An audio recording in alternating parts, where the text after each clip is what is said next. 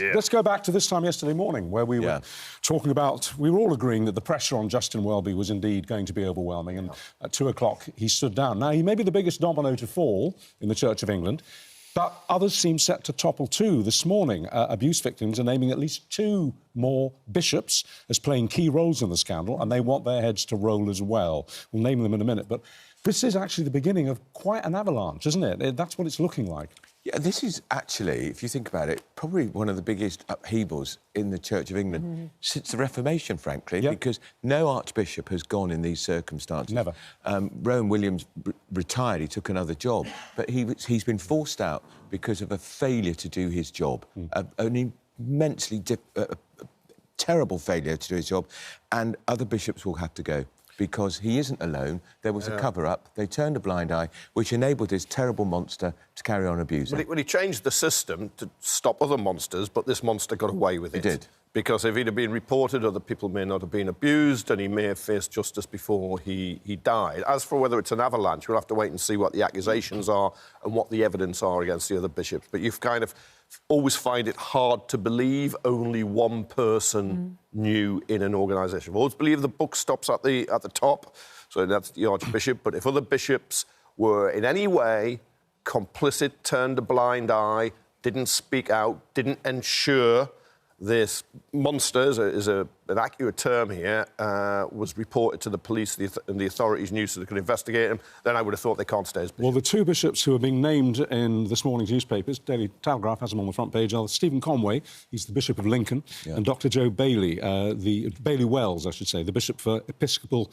Ministry. And the basic accusation is that, back in 2013, just as Justin Welby knew and didn't do anything, they applied the same turn the face away. That's what they've been accused. They should have immediately gone to the police and brought in the police immediately. But it may be that they thought the Archbishop or somebody else had gone to the police. Well, the Archbishop's explanation yesterday was that he knew that the police had been notified and that then he had assumed that it was going to be followed up. But he blamed a lack of curiosity on his part. In the report. Shocking. Yeah.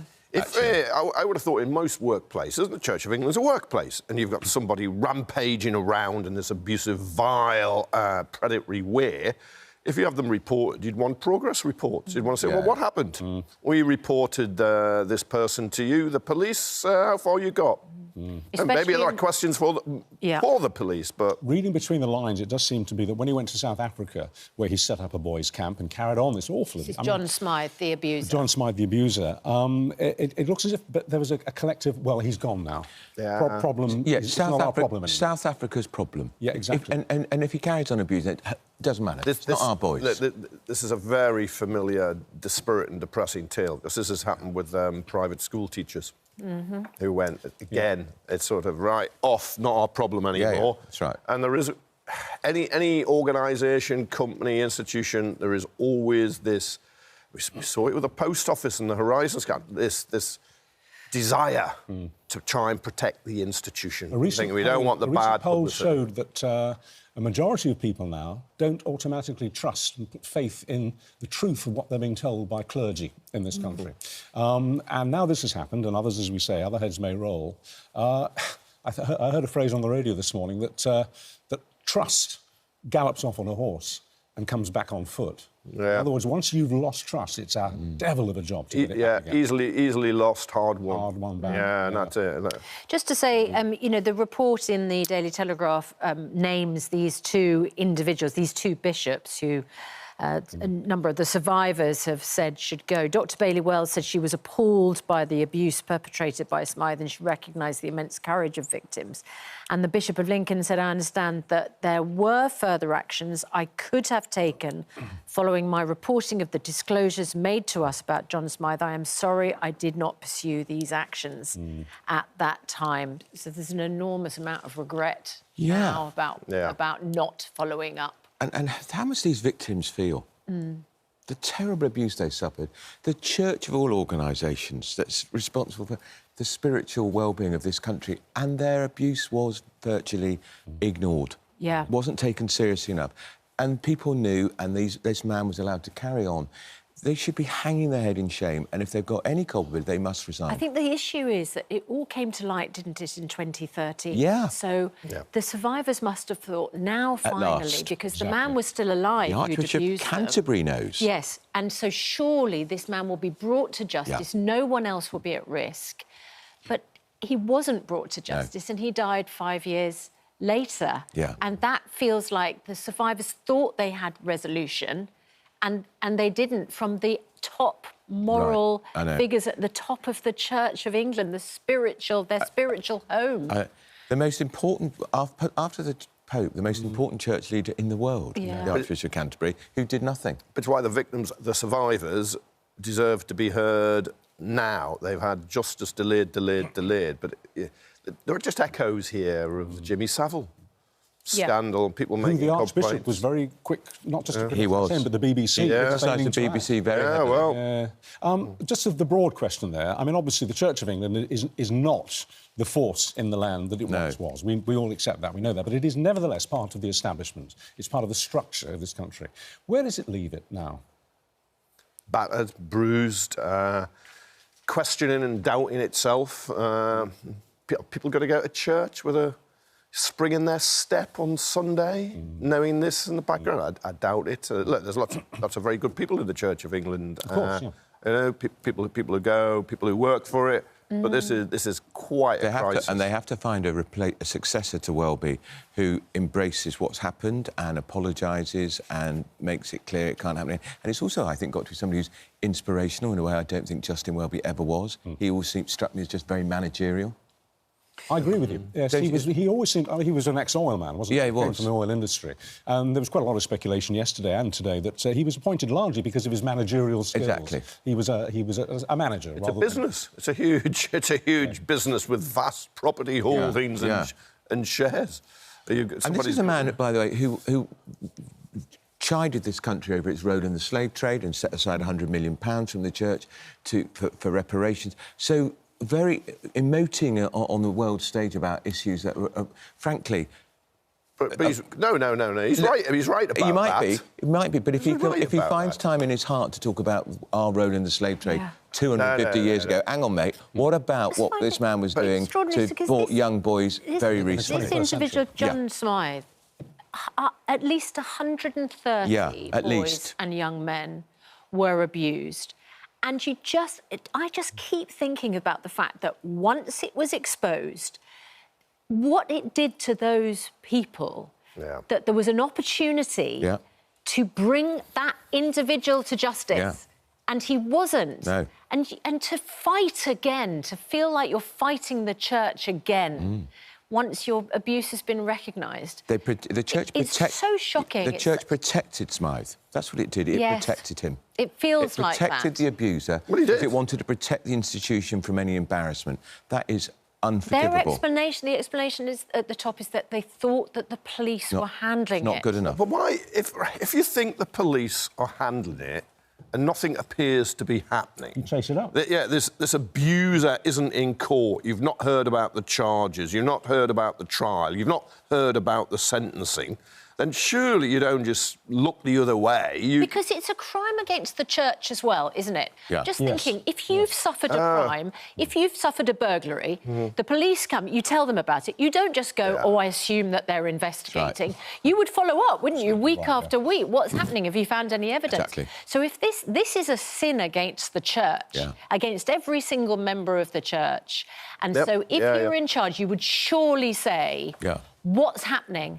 130 boys who thought they were going to Christian camps for spiritual enlightenment who were abused. What's happening to the police? Yeah, and bearing in mind that report that came out just a week or so ago also suggested it was improbable that Welby wasn't aware, at least... said it was unlikely of what... Back in the 80s. Because you hear about the... You hear rumours, reputations, you may not be able to investigate them. He was told to steer clear of Smythe. Steer clear of He insisted he didn't know about the abuse until 2013. But 2013 he knew, incontrovertibly. But there should have been constant updates, right? You're the point person on this. Keep me updated. Still, they allowed young men to go to his camps where they were subject to the most appalling abuse. All right, let's move on. We'll be talking to the Health Secretary in about 2 hours from now, and it's very interesting. Labour seem to be following through on what they said they do before the election. They say they're going to go after useless NHS managers, and if they're not performing properly, they'll get the chop. How can they do that? How can they actually judge somebody as being underperforming in that role? Well, it depends on the performance targets, but some health authorities, some trusts are worse than others. These people are paid vast amounts of public money, and if they're not delivering, if it was in a private company, they'd be out. So why should they be judged any differently? And I congratulate Wes Streeting if he follows this through and kicks out the useless NHS bosses, because there are quite a lot of them. He'll appoint them, the members of the trusts. The Department of Health and Social Care appoint them, and you can remove them too. The actual managers who have jobs, you have to have performance tests, and if they're failing their performance tests, and you try to manage them better, and if they're not better, then you can manage them out if they're failing. They're also, he says, they're going to publish league tables as well, so that we can make comparisons between one NHS trust and another to see how they're performing. I'm not quite sure what we do with that information.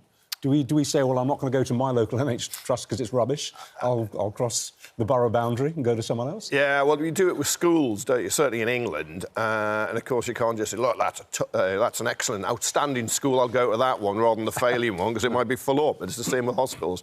But I thought this happened to some extent already. Yeah, I've heard it. There were going to be figures on individual surgeons, I remember. There was a big pushback against that because it depends on... You might say this person, a high proportion of their heart patients are dying than this one, but then it might have more complex problems than the people they're operating on. I think that information is available for patients and through the regulator. But in this case, there will be league tables and hospital bosses will be judged on them by the Health Secretary.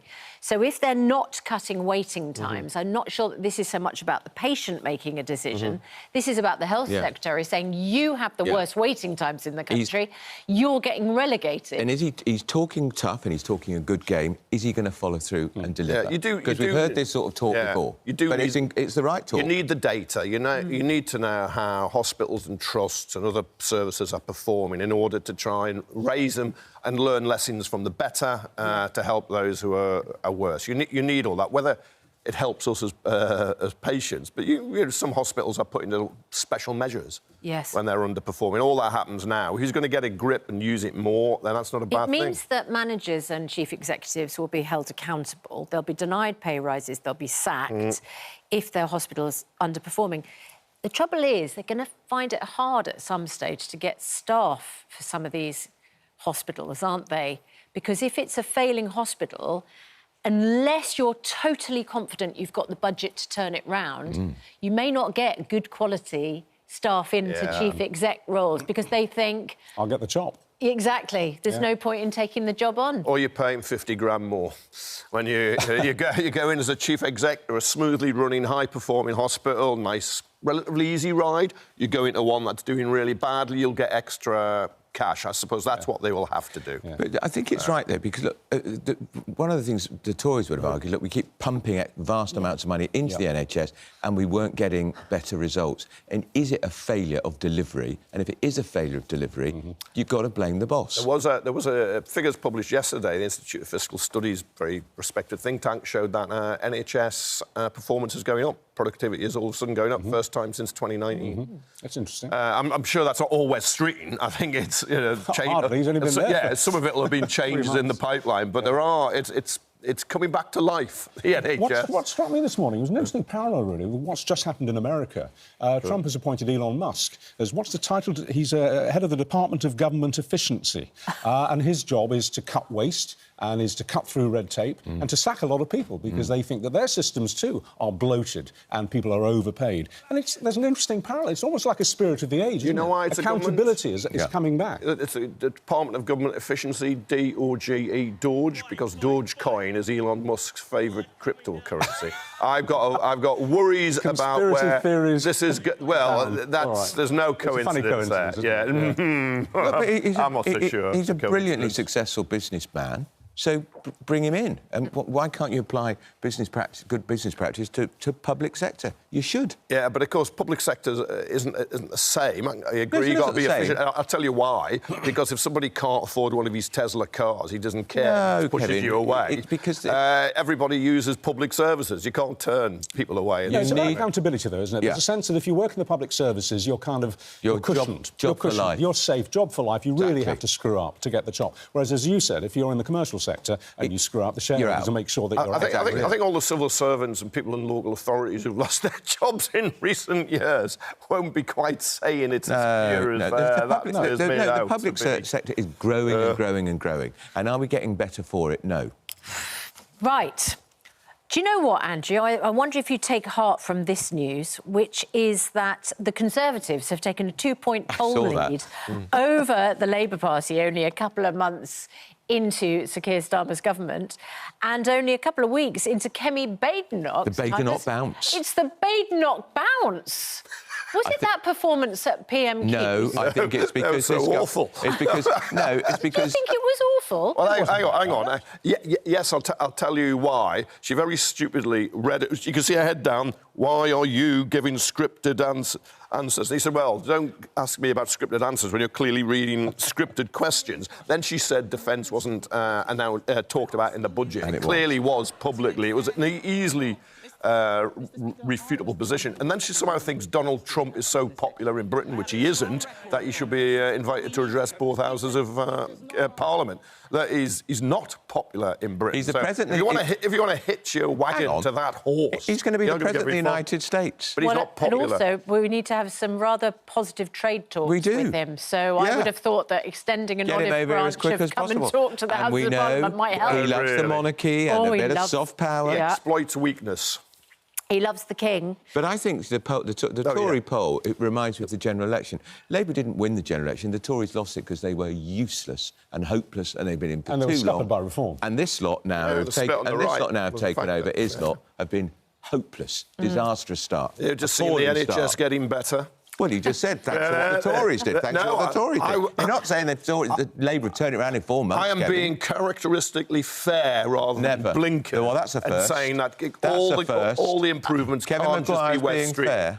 But what's your sense about Badenoch? I mean, she is pretty outspoken, isn't she? She does say things that you wouldn't expect people in her position to say. For example, her support for J.K. Rowling. Nobody would put their head above the parapet at her level and do that, but she's done it.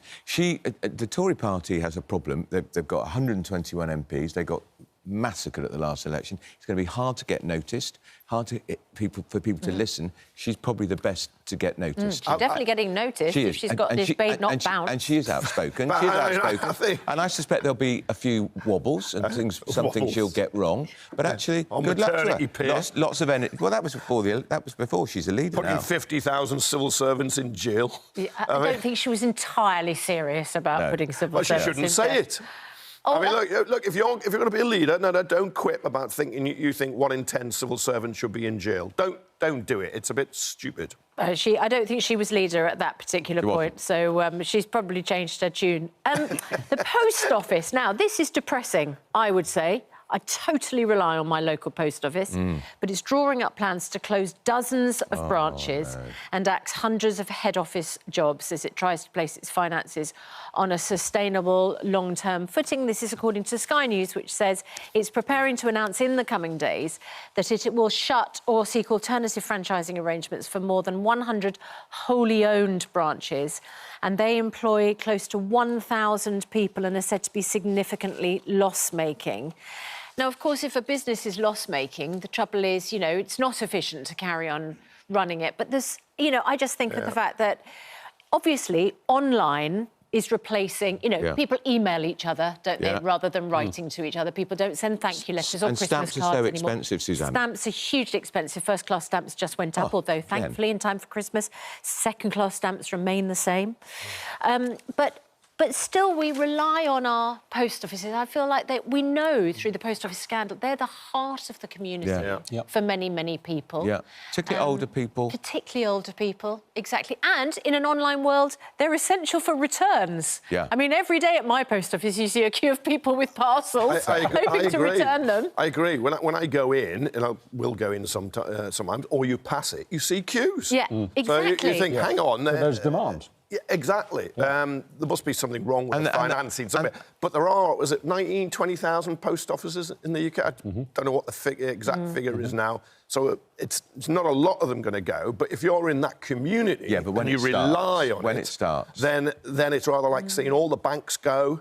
And now you lose your post office. They also support other high street shops and outlets. They do. And certainly, I mean, I can think of 2 villages that I go to in Cornwall that have their village post office. And it attracts people there because there's a facility to be used. And then they use the other shops. Yeah. They go to the local butchers. They go to the local corner store. So, you know, it actually has a broader beneficiary effect. Well, you would like it to maybe move into banking, proper banking services if banks are pulling out. Why doesn't the local post office take? You used to be able to have a gyro account at the post office. The National Gyro Bank was a bank. I don't know what it is now.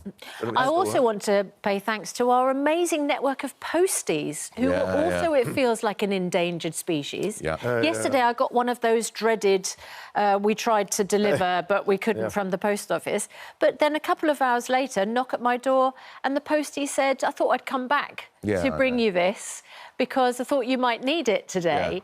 And I just thought, that, you know, that is... You don't get that kind of personal service from many people these days, but your local postie... I don't you get it from Amazon? No, well, to be fair, Amazon always leave by the shed. To be fair? on your doorstep or your windowsill for a passing and you think I'm going to get home soon to pick it up. Because they're using courier firms, aren't they? A lot of Amazon stuff isn't directly Amazon-employed people. And the people who are delivering are under the cosh. Because they're on very low money and they've got to whiz around really quickly. But I think you talk to posties, they think privatisation's been not a disaster because all the joy is going out of their job. They're being absolutely regulated all the way. The burden of the work has gone up. Well, I agree. You want to know your local postie. You want that postie to have that round and they become part of the community, really and it's reassuring as well as delivering a service. And they know your neighbours. They do. So very often they'll say, I've left it with, you know, who's it, what's it, at number whatever. And you think that's because they're regular. And that kind of... And they kind of keep an eye on things. It's a tradition we're losing. I mean, my postie last week knocked on the door, had some mail, and I said, why don't you just put it through? He said, because you've left your car door open. Did you not know? Your car's open. That was terrific. I'd come home, you know, gone to bed for a nap and left the car door open. So he was keeping an eye. Did you literally leave it physically open? Yes, I just took loading stuff in from the car, then maybe the phone went or whatever, and then I went to bed, had my, you know, my post-programme nap, and just forgot the door was open. So, you know, he spotted it. And saved you quite a lot of money. Could have saved me quite a lot of bread. That's a nice car. I'd like to know what you think. Well, actually, no, this is a long story. Let's not get into too much detail. It's in the garage as we speak. Oh, dear. And has been for several days. Now, what do you guys make of this story? A couple of soldiers, a couple of squaddies, went to a party just before Remembrance Sunday, and they checked this with their RSM. They said, is this all right? And the guy said, yeah, OK, I think that's quite funny. And they went dressed as Nazis. Huge row about it. What's your take on it? What? Why would you dress as a Nazi? No. Just why would you?